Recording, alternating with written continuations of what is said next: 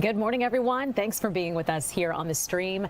I'm Elise Seeding. We got a lot of news to get to this morning, but want to start with a story out of the city of Atlanta. We're talking about a fast-moving fire that tore through one side of a duplex early Tuesday. This was in northwest Atlanta. Sent a man to the hospital and called for a really big emergency response out there on the scene. So someone who's been there from the get-go, our Caitlin Pratt, is joining us live with what happened out there. And the lights, we can see it's bright outside now, and you can see the damage that was really done, Caitlin.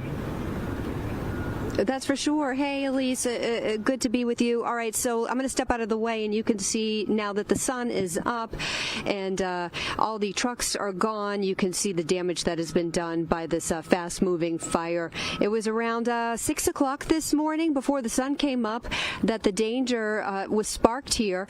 This is a duplex, right? So one side of this home, that's where it was started, this fire, and then it spread.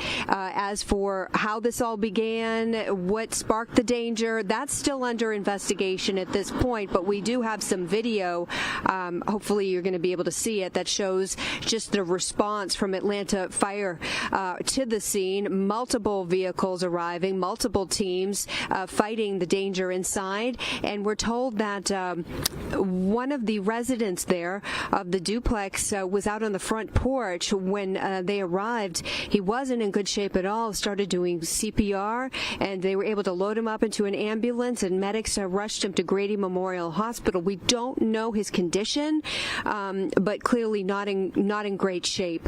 Now, as for that firefight crews, they worked really fast and got it under control pretty much within 20 minutes time, which is wonderful. Now the work begins to figure out what sparked it in the first place, etc.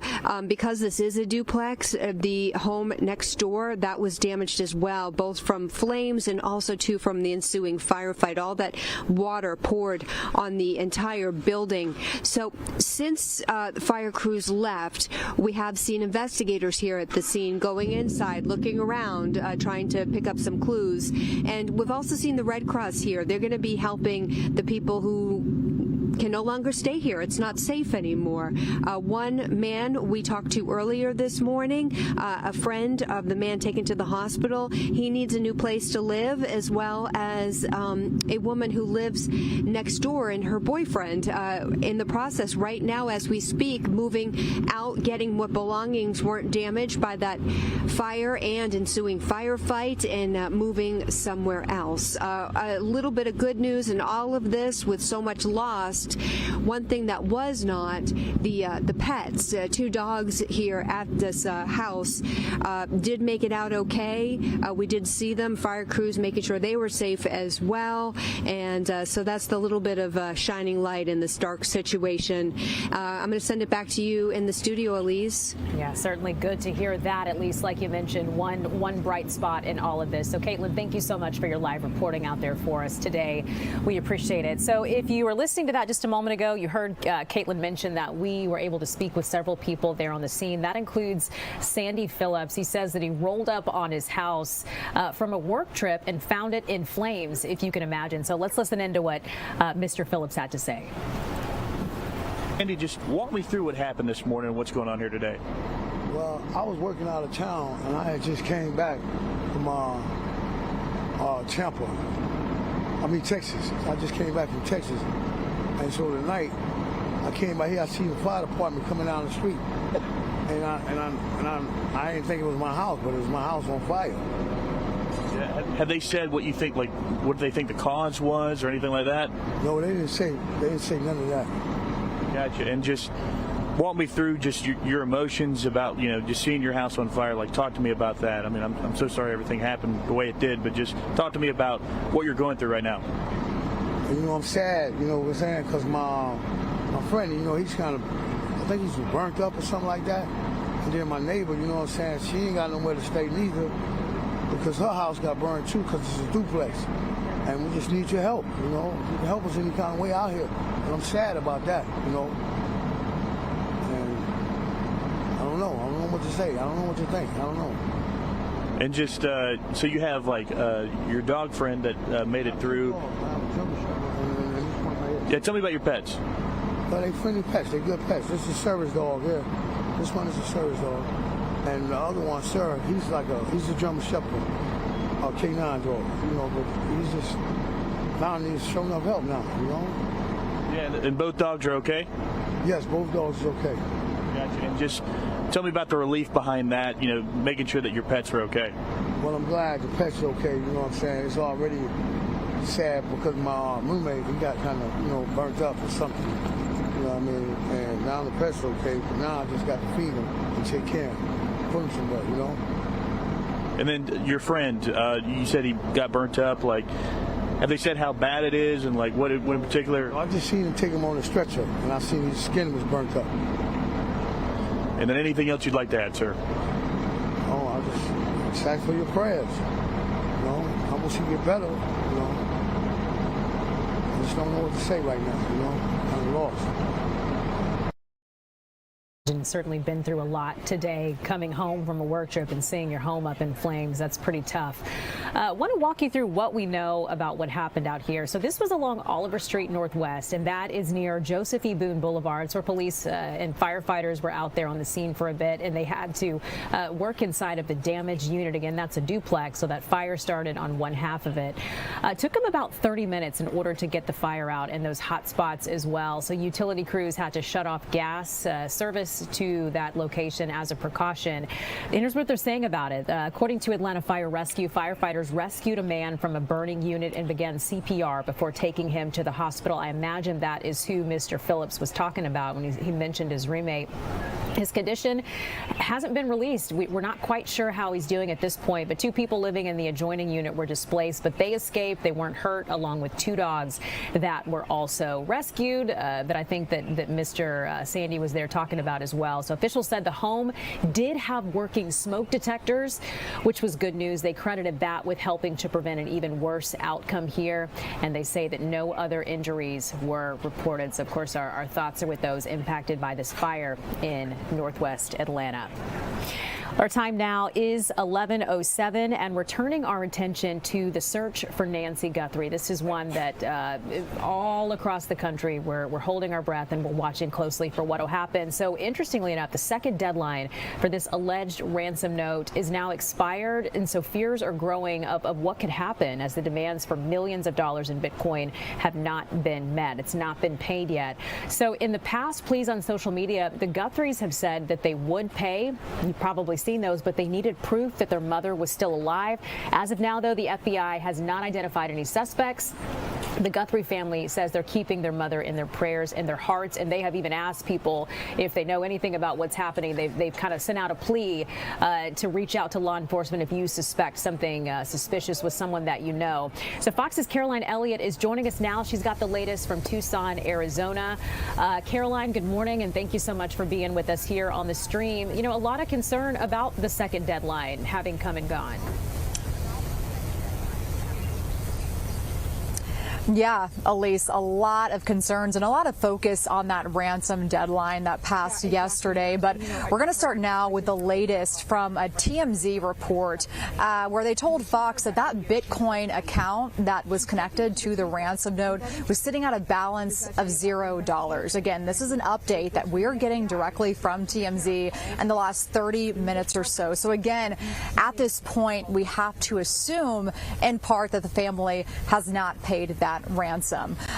We will note, though, some things to keep in mind is there is still that possibility that the family paid the ransom to those alleged kidnappers in a different way. We're just not sure, and they haven't said to at this point, but we will also note this different messaging we're hearing from the family. So in that video that was posted a couple days ago, the families seem to be talking directly to their mother's kidnapper, saying, hey, we hear you, we understand you, and we are willing to pay. But in that video we saw yesterday, the messaging and the tone, it was a lot different, Elise. We heard from Savannah Guthrie on Instagram yesterday, and she didn't mention the ransom at all. She didn't clarify if she paid. Instead, she was asking the public for help in this case. Yeah, certainly so. I mean, that was something that I think got a lot of people's attention there. So, Caroline, you've been on the ground there for quite some time now. So, give me an idea of what you're experiencing. I mean, what people are saying. It's been several days now, and there's no doubt it's taken a toll on the community. Yeah, Elise, we do know from talking with different neighbors in this area, the search has really been focused here. We've seen drones nonstop. We've seen helicopters as well. And neighbors have talked to that point, saying, again, they want answers just like the family in this case. We will also point out that there's been a lot of police activity here over the weekend at Nancy Guthrie's home. We know that investigators spent a lot of time searching the septic tank and the backyard. That's certainly raised some questions here, as well as investigators looking at a secondary location, which was her daughter, Nancy's daughter, Annie's home, which again, we know that investigators have said that they do believe that Annie and her husband were the last people to see Nancy Guthrie alive. So again, a lot of questions here, but here on the ground, investigators aren't saying too much. And that's where we find ourselves with the case right now. So Fox's Caroline Elliott live for us in Tucson with the latest on what we know. Caroline, thank you so much for updating us. We appreciate that. Our time is 11:11 now, and we want to turn our attention to a few of the local headlines that we're following for you now, beginning with this one. So more testimony is expected this week in the ongoing committee hearing that's connected to the Fulton County District Attorney Fani Willis as Georgia's Republican-led Senate committee continues its investigation. So Lieutenant Governor Burt Jones said the state Senate's special committee has subpoenaed the former special prosecutor Nathan Wade following a contentious hearing last year involving Fulton County DA Fani Willis. And during the hearing, committee members questioned Willis about her investigation into the 2020 election and also her romance with Wade. Committee is examining allegations of misconduct connected to Willis's prosecution of President Donald Trump. So in a recent Facebook video that Lieutenant Governor Burt Jones released, he said the committee wants to determine who's been truthful in sworn testimony and argued the investigation has already cost taxpayers significant time and significant money. And he also went on to criticize what's described as inconsistencies in testimony and said lawmakers are seeking accountability. So saying that's what they're after here. The focus is really shifted to the federal level. So in January 2026, the Department of Justice launched a fresh criminal investigation into the 2020 vote. It's led to that dramatic FBI raid we heard about in Fulton County's election hub, where agents seized roughly 700 boxes of original ballots and records. So while federal officials claim they are seeking election integrity, Georgia officials have sued to get those records back, calling the raid an unconstitutional end run around the court. So certainly that part of the story is one that we are following closely. Now to a tragedy that happened in DeKalb County. So this was really bad this morning. A collision between a CSX train and a vehicle that happened early this morning right in Scottdale. So if you're familiar with that area, it's not too far from your DeKalb Farmers Market, Avondale Estates, that area. Crash happened just before 2 a.m. at the North Clarendon Avenue and Ponce de Leon Railroad crossing. Officials say there were 2 people in that vehicle. One was killed. The other was taken to the hospital. We don't know how they're doing or what their injuries were, but you can see the mangled up car there. This was really, really bad this morning. Passenger side of the car appeared to take the brunt of the damage. No one on the train was hurt, though. CSX released a statement expressing their sympathies. They said they're working with local authorities on the investigation. Officials haven't released the names of those involved. And like I mentioned, the condition of that person who's hurt has not been released as well. Took them several hours, though, to get the scene cleared up. But it is, the car is gone, the train has been moved, and traffic is flowing there again in Scottdale, Avondale Estates area. But yeah, deadly train accident between a train and a car there this morning. Well, turning our attention now to this one. Deputies in Douglas County at the Sheriff's Office have arrested a suspect in that deadly shooting of a 19-year-old University of West Georgia student over the weekend. So investigators said that shooting happened shortly after 1 p.m. Saturday in that parking lot. It's right behind a Dollar General store. It's off Central Church Road in the Kings Corner area of Douglasville. Deputies responded to a 911 call reporting shots fired. They found a woman inside a car. She was pronounced dead at the scene. The woman that you see on your screen right there, so we're talking about the victim identified as 19-year-old Lyric Latrice Farley of Carrollton. So authorities said evidence, witness statements, and surveillance video indicated Farley and the suspect knew each other and had a prior personal relationship. Investigators think the two met following a disagreement and that Farley was shot and killed during that meeting. So deputies identified the suspect as David Mark Anthony Powell. He's 20 years old. He's from Douglasville, and he was arrested at about 1:30 a.m. Sunday after deputies stopped a vehicle on Interstate 20 near Highway 5. Powell has been charged with murder, aggravated assault, and is scheduled to appear before a judge in Douglas County Superior Court later today. Authorities said several guns were recovered, and the vehicles believed to be connected to the investigation were impounded. So where it sits right now, the case remains active. And again, there is a court appearance that's scheduled for later today. All right, 11:15 now, and a Kennesaw man who was previously accused of attempted kidnapping has filed a federal lawsuit against the agencies that charged him. So this is one you probably remember hearing about. We're talking about Mahindra Patel. He was falsely charged with attempted kidnapping, assault, battery. This happened back in March of last year after a woman accused him of trying to take her 2-year-old son from a Walmart in Ackworth. This led to 46 days that he spent in Cobb County Jail. Patel says the ordeal has been devastating. He said it affected him financially, emotionally, mentally, and in his words, he says his family went through hell. Surveillance video, his attorneys argue, show he was innocent from the start. So they said this was never something that should have been pursued. So he's now seeking monetary compensation for the impact on him and his family. His attorney has said, quote, the evidence squarely proved that even after it was clear he was innocent, police and prosecution ran with it. Cobb County DA's office and Ackworth police say they are reviewing the lawsuit, and until they do that and put their eyes on that lawsuit, they will not be commenting further. But yeah, an update to this case talking about Mahindra Patel. It's 11:17 now, and moving on to this, West Point investigators say they have busted a massage parlor after a man was allegedly assaulted by 3 women on Friday. It happened around 12:30 p.m. at Aroma Sauna. This is on West 8th Street. So here's what happened. Authorities say a man went in to get routine massage after an injury, but was quoted $80 for a massage and $200 for quote-unquote service. So when he tried to leave, investigators say 3 women tried to keep him inside. They grabbed his wallet and also a video device, and they assaulted him. He managed to escape and call 911 and even recorded part of the struggle, part of what happened. Police executed a search warrant. They found cell phones. They found a contact list. They found drug and sexual paraphernalia. Moon Soon Lee, who employees reportedly call Mama, that's her name around there, she was arrested, faces multiple charges, including trafficking, pimping, and keeping a place of prostitution, along with battery. What a mess. Authorities haven't said whether the other women involved will face any charges or if they are being treated as trafficking victims. So certainly a story that we will be staying on top of. Well, federal agents at Hartsfield-Jackson International Airport stopped an alleged drug smuggling attempt. This happened in January after finding 42 pounds of marijuana hidden in a traveler's suitcase that was destined for France.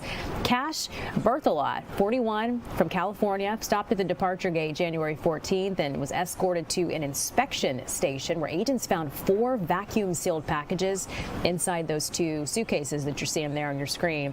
They arrested him on state trafficking charges, expected to face prosecution. Officials haven't said whether he's connected to a larger trafficking network or where the marijuana came from, any of those questions.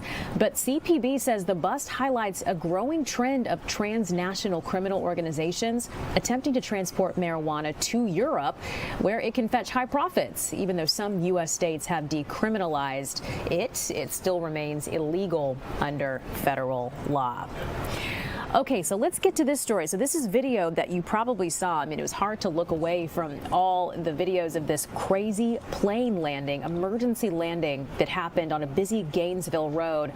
Struck 3 vehicles, caused some minor injuries during the lunch hour rush on Monday. So we were able to speak with some witnesses to try to figure out what they saw. Let's listen to what they said. So if you look here in the intersection on Browns Bridge, we had a plane crash. I actually watched it happen from my building.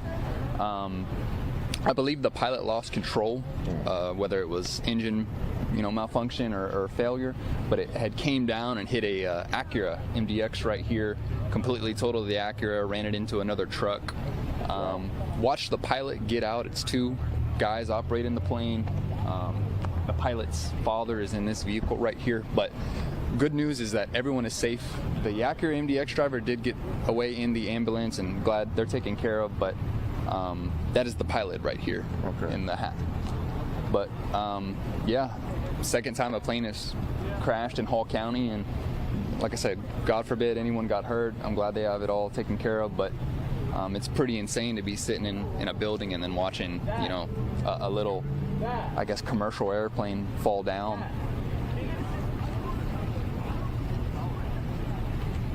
What that is kind of crazy, just sitting at work and all of a sudden the plane just never born in Gainesville. No, it was never born. And the good news is that when you think about a plane crash, I think the ideology is explosions and booms, but when you consider an aluminum car versus a steel body, it's kind of like a rock versus a piece of paper. So when the plane hits, the tires instantly blow, but the sound of it isn't as bad as you'd imagine in your head. It just sounds like the scraping of the asphalt. And if you look, earlier down here, there was a bunch of plane parts, and up further on Browns Bridge, but all the cars are gone now. I guess they cleared them out. Describe how it sounded. It's kind of terrifying. It's a shriek because you have a plane going at such a high speed, impacting the asphalt, as well as the collision with cars into trucks, cars into other cars, and not only the front end collision from the plane to the vehicle. So it's a pretty interesting sound. It just sounds like a couple car crashes all in one boom. And when you answer this, look at me when you answer this one. You were saying earlier, go through your timeline, 12, 11. Yeah, I was playing with the paperclip, watching outside. I seen the shadow, and I got up to see, because all in downtime we just watch the roads and all the traffic go by. So I got up and I watched the Acura get pushed back into the car, and instantly ran to my computer to notify, there's a plane crash in Gainesville, notify my peers and everything, make sure everyone's safe that does work in the county with me. But it's crazy because in the blink of an eye, you have people sitting at a red light, drinking their coffee, listening to music, and then all of a sudden it turns into an investigation for an accident just like that, and not a normal one, a plane. Isn't that wild? He gave such a good account of what happened out there, too. So very, very interesting. So officials ended up holding a press conference with the details of that emergency landing. So let's listen together what they said about it. This is something a little different for you today. What happened? Yes, so around 12:10 we were called today for a plane crash. Emergency crews arrived on scene. They found a plane, a single-engine plane, on Browns Bridge Road, which is Georgia 369 at Pearl Nicks Parkway. The initial call came in that a plane had struck a number of vehicles. Upon investigation, it was determined that the plane had left Gainesville Airport, went out to Cherokee County is where they were going. Upon a takeoff, a liftoff, they determined that they were having some engine issues. Once they got over Lake Lanier, they were able to make a turn back, trying to make it back to Gainesville Airport. Unfortunately, they were unable to do so and had to make an emergency landing on Browns Bridge Road. During that emergency landing, they did strike 3 other vehicles. 2 individuals were taken to Northeast Georgia Medical Center with minor injuries. This is an incident in which which we are very, very fortunate. In fact, one of the vehicles that was struck, the tank on the end of the plane actually dislodged into the back of their vehicle, causing some injuries to one of the occupants of that vehicle. Okay. There's a pretty busy roadway, obviously, so this is in the middle of the day, just normal traffic? Yes, as you can imagine, around lunchtime, very busy here in town. This roadway typically has hundreds of thousands of vehicles that travel around it throughout the day. This is one of the main arteries through northeast Georgia, so the fact that this plane came down, did not strike any power poles, any power lines, and only hit 3 vehicles is absolutely remarkable. This is something that could have had a very, very different circumstances. The fact that no one was seriously injured or killed is just astonishing. 2 pilots were on that plane. Both of those individuals are walking around now, assisting with the investigation. So this is something that could have been extremely different. Do we know, you said, where'd you say they were going, Cherokee County? Yeah, the plane left Gainesville Airport, was headed toward Cherokee County. Once they took off, they began to get altitude. They then observed or realized that something was not quite right. They began to lose some engine power and then began coming down. They quickly realized they were not going to make it back to the airport and decided to land it here on the roadway. Extremely lucky. Extremely lucky on many, many situations and circumstances. Not too many pilots could do what they did here today, but the fact that they were able to land in the middle of hundreds of vehicles and only hit 3 of them, no power lines, is very remarkable. Do they have any idea what happened or just lost power? They don't know at this time. We're currently working with the NTSB, the FAA. We are waiting on them for their investigation. So we do expect this main artery through North Georgia to be closed down for some time. Have you ever seen anything like this? We've worked many plane crashes. Not one that comes down like this. Typically, they don't have these types of outcomes. Typically, we do see very, very different outcomes.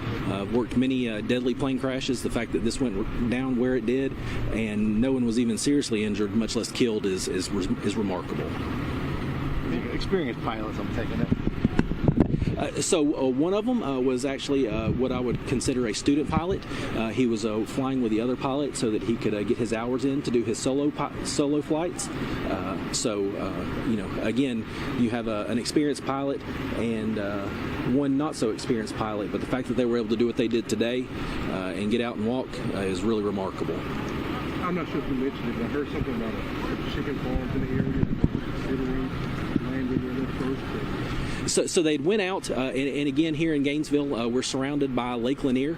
There was a couple pieces of property I think that they were eyeing.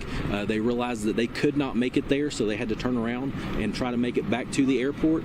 But they did make it here. As you can see, that's a large commercial area, people everywhere. Not only did they get a show at lunchtime today, but they got really lucky that something else didn't happen. And the plane came up the roadway this way, or how did it land? Do you know? Yes, so the plane initially came down. As you can see, just oddly enough, there's a Mega Millions Georgia lottery there, which is exactly what this pilot should do tonight. But they were coming down right along that billboard there, came down actually under the power lines, and that's when they struck those 3 cars. But again, there were many other cars on the roadway that were able to get out of the way. Unfortunately, two minor injuries are all we had here today. Could have been very different. Just the fuel tank that was dislodged from the airplane into the back window of this SUV. That individual was covered in fuel, went to the hospital, but that's the only injuries they had.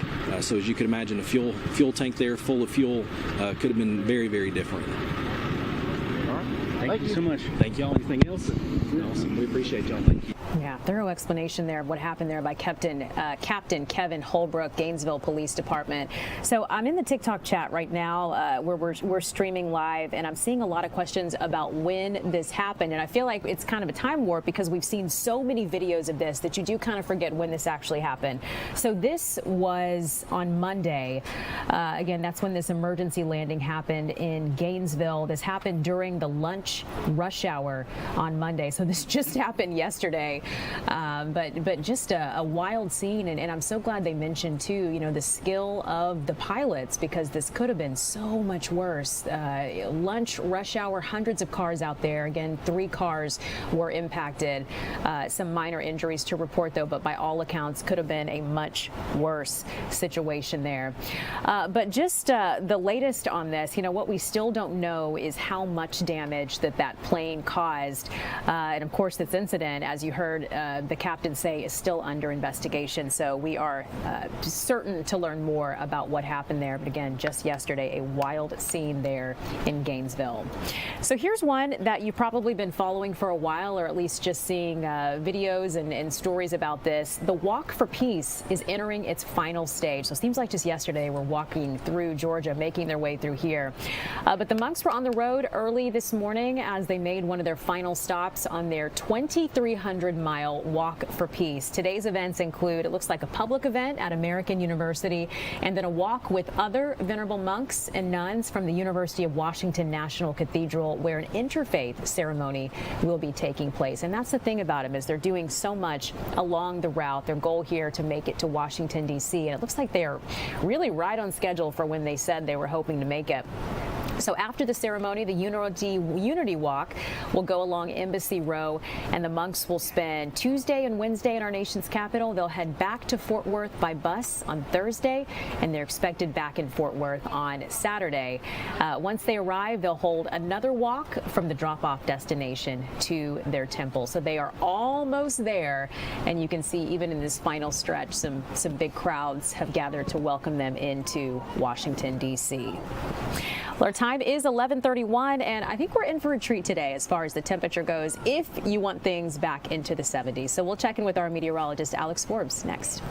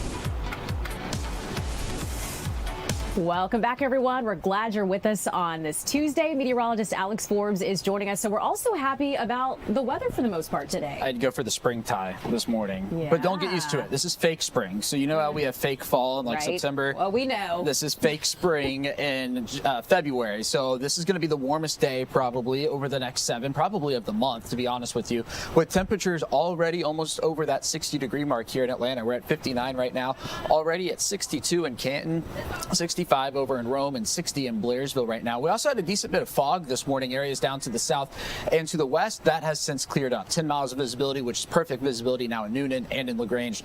7 miles of visibility there in Carrollton. Probably still some high cloud cover down there, though. So here's your satellite and radar picture.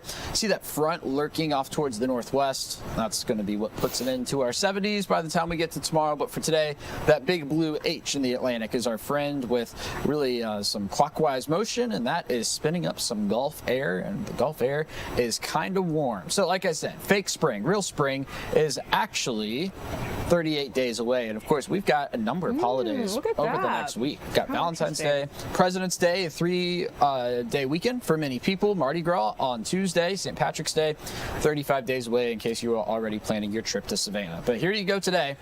72 in Atlanta, 72 in Covington and in Eatonton, 68 in Blairsville, 69 in Gainesville. It is going to feel fantastic outside.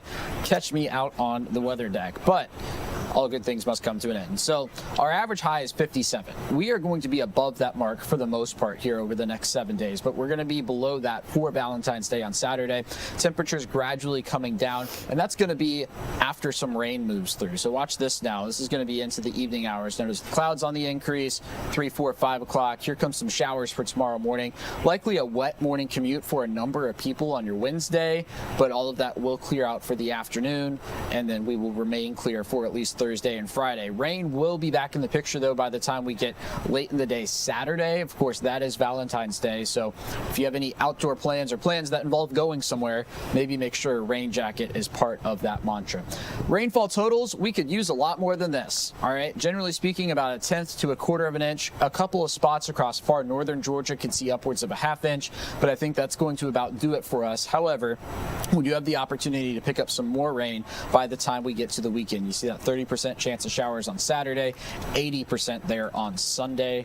Notice those overnight low temperatures are in the mid-40s. So we were talking yesterday, at least, there was the rumor mill got started over the weekend about this upcoming weekend in winter weather. We don't have that at all. Where did that come from then? So there was one model run that somebody posted on Instagram and Facebook and Carrier Pigeon and all the stuff, and this is the reason why we don't post one model run, right? Okay. You know, it's true that the European model, that the thing that everybody loves to latch onto now because apparently it's the gospel, had snow for Sunday. It was one run, and that's our responsibility and our training is to take that not at face value, because the next run it was 70 degrees. So it's funny to see, for me being a meteorologist, seeing the everyday person share, look at the European run. I'm like, all right, yeah, I look at that every day. Guess how many times we would have hit 100 last summer? Oh, geez. So is that one? It's that one seems to have a lot of variables. Well, I think it's more accurate than the GFS more often, but that doesn't mean it's at 100%. It's maybe, let's throw some numbers behind it. It's got 60%, whereas the GFS has 40%. I gotcha. Okay, so it was wrong. Yes, it was wrong. It was wrong. We're not going to have winter weather this weekend, but we are going to have some rain, it sounds like. Yes. Okay, there you go. Preparing us for all that. Yep. Alex, thank you. We'll be right back.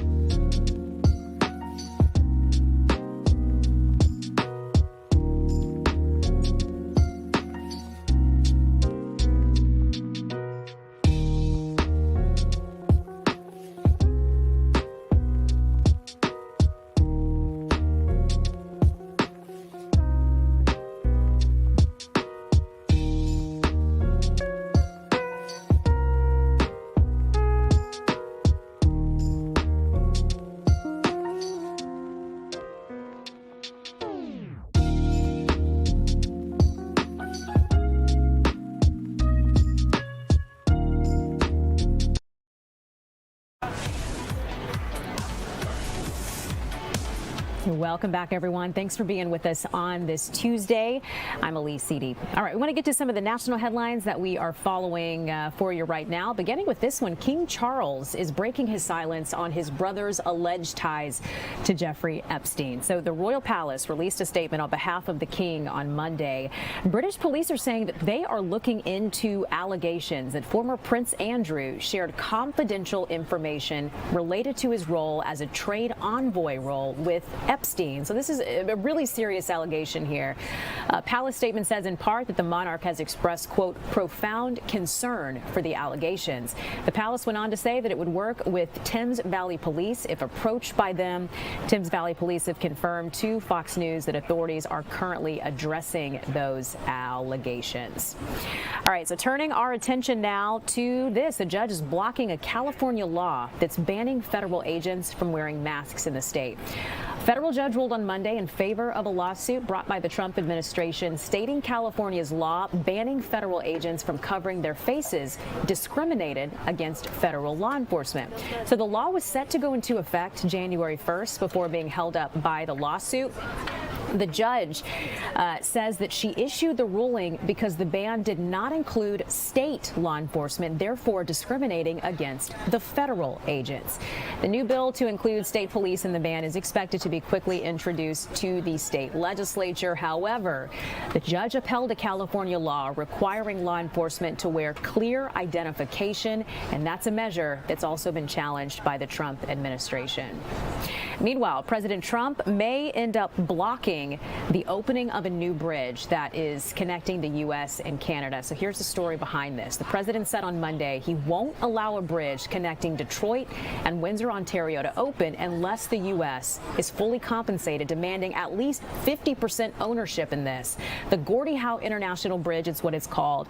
Began construction in 2018 with the cost of $4.6 billion and is expected to open early 2026. So President Trump blamed former President Barack Obama for approving the project back in 2014 to be built without the use of U.S. materials, and also accused Canada of, quote, taking advantage of America. So the announcement comes as President Trump has also expressed frustration in Canada's increased trade partnership with China. Well, turning our attention now to the Trump administration, they may soon reverse an Obama-era scientific climate funding. Wall Street Journal has reported that the administration is planning to reverse something from 2009. It was called endangerment finding, and it said that 6 greenhouse gases pose a threat to public health and welfare. The report says the repeal is set to take place later this week. It would remove federal greenhouse gas regulation emission standards from vehicles. According to the Wall Street report here, the repeal would not impact greenhouse gas regulation from sources like power plants, as well as oil and gas facilities. Trump administration has worked to get repeal enforced for over a year, and Environmental Protection Agency Administrator Lee Zeldin said the repeal is, quote, the largest act of deregulation in the history of the U.S.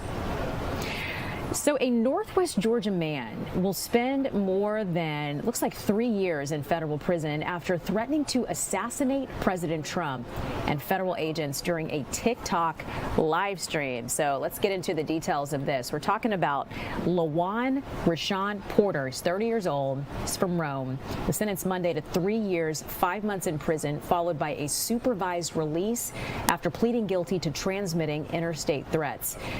Federal prosecutors say the threats were made during a July 2025 live stream where Porter posted comments about shooting the president at a rally and also threatened to kill federal agents if they came to his home.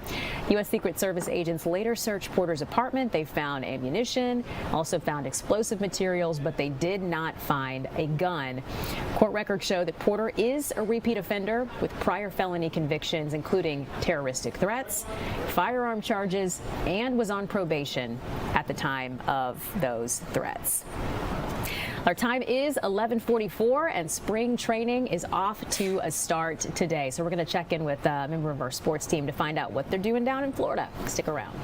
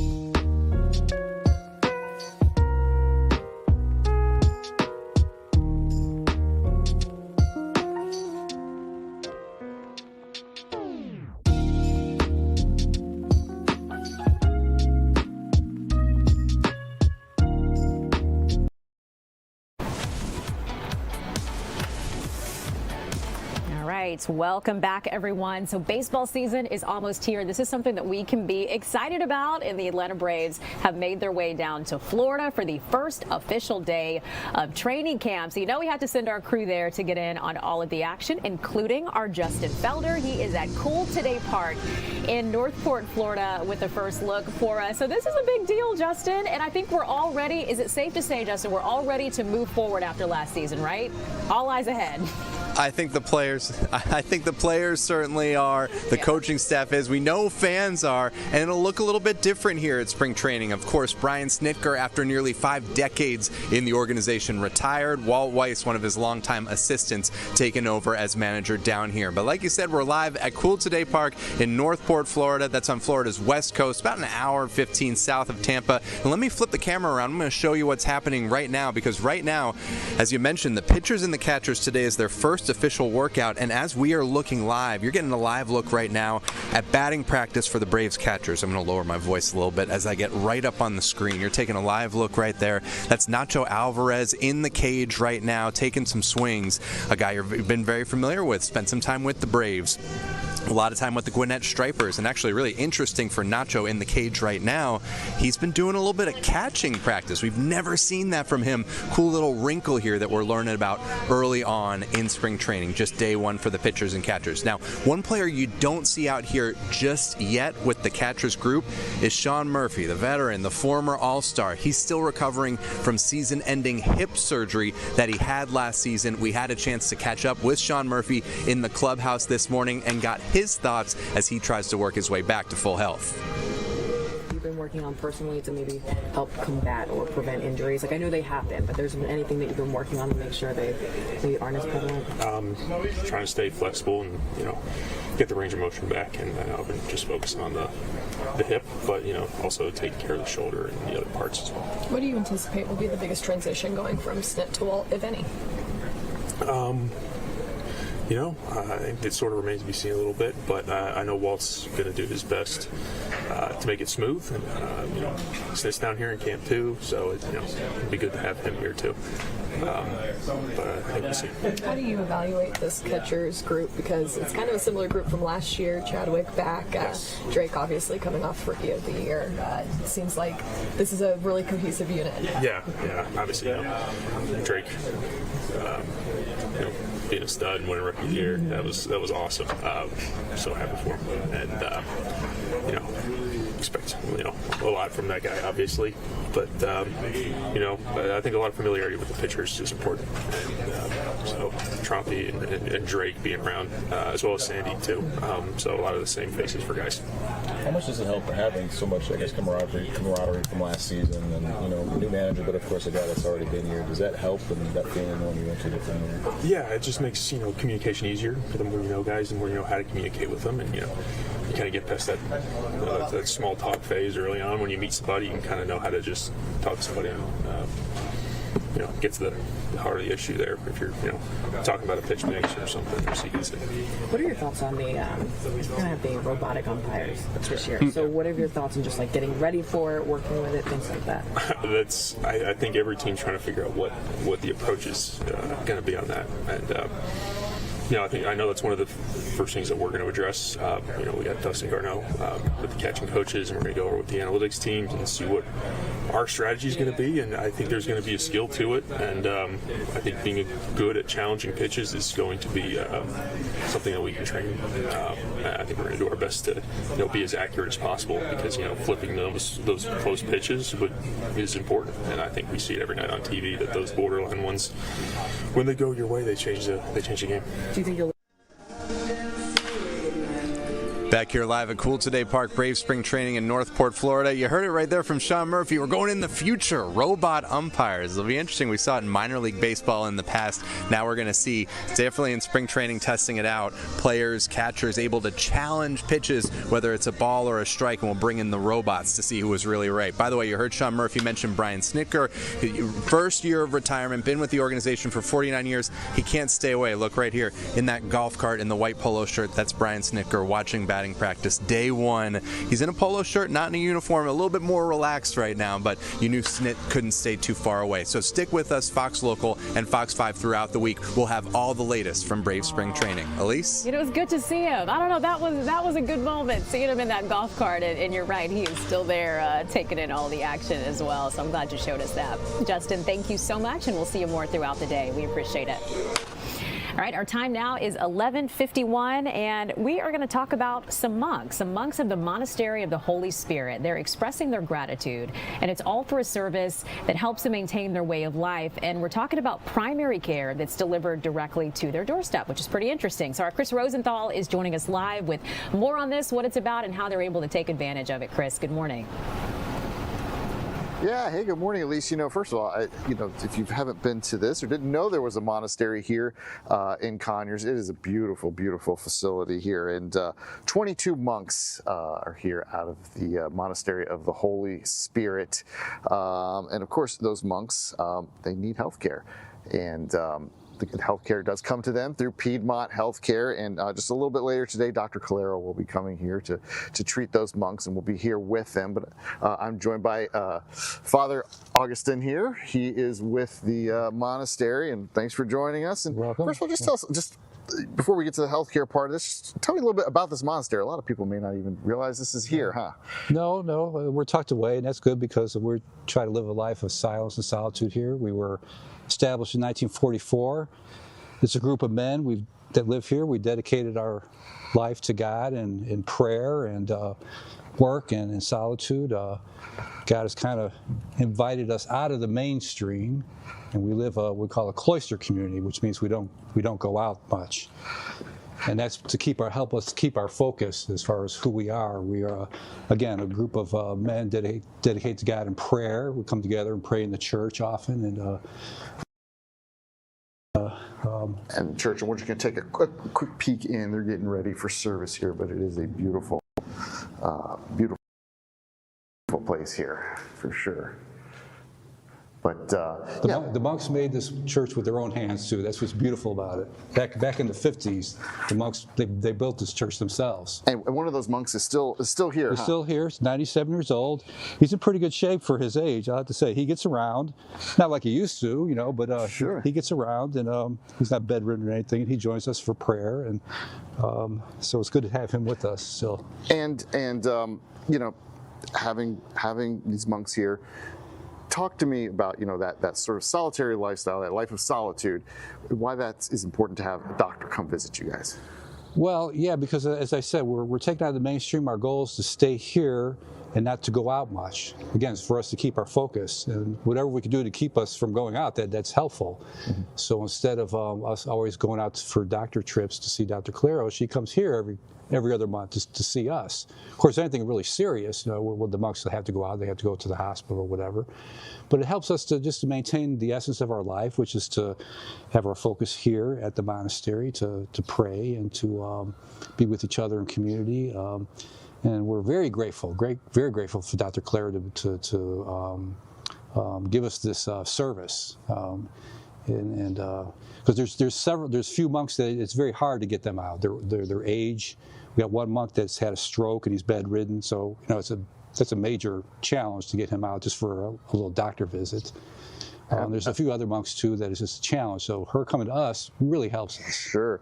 You got the oldest is 97. 97. The youngest is 26. 26. That's quite a range. Quite a range indeed. A lot in between there. I mean, most of you guys don't even have cell phones, huh? No, I got one, but most of us don't. We had to be wise with the technology and the media. We know it's a beautiful tool, but the monks have to be careful with it to maintain our prayer life and our contemplative life. Yeah, and that makes it even more important to have those doctor's visits because you don't have access to maybe that information in that way, huh? Yeah. Again, we're very grateful for the service we get. How is the health? I mean, what sorts of things are we looking at? The monks are both basically in pretty good shape. Our lifestyle was different from you guys out in the world there. Your stressors are different from the monks, wears on your body a little bit more, but most of our monks are in pretty good shape. We got one that's bedridden. I mentioned he had a stroke, and a couple other that just need special attention. They live in our infirmary, which you're going to see a little bit later, where they get special attention up there. We have CNAs that work there, and some of the monks work up there too to give them the attention that they need. But most of the monks, majority are in fairly good shape, and I think try to take care of themselves. Well, we'll be with you guys today, and we'll meet Dr. Clara when she comes by a little bit later, and check this out. It's a great thing. She comes and visits you guys at the monastery, and make sure you're in good health. Very cool, Chris. Age 26 all the way up to 90-something. So quite a range and quite some good work that they're doing out there. So, Chris, thanks for introducing us to them. We appreciate that. And we appreciate you joining us here on the stream on this Tuesday. We've got the noon show that's headed your way in just a few minutes. So we'll see you there.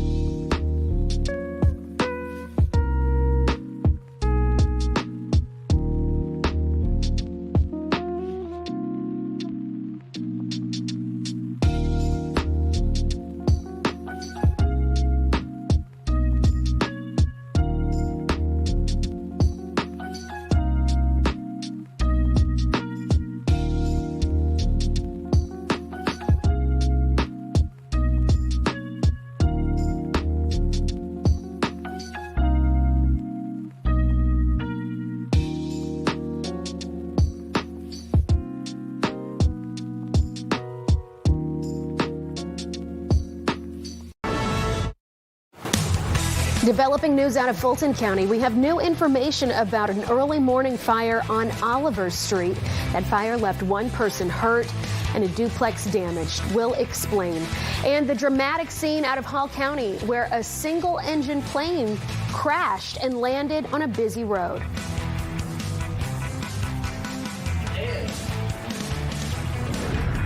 And we've got a big warm up on the way here through the afternoon. Temperatures in the 70s. You know what that means in February. Rain is on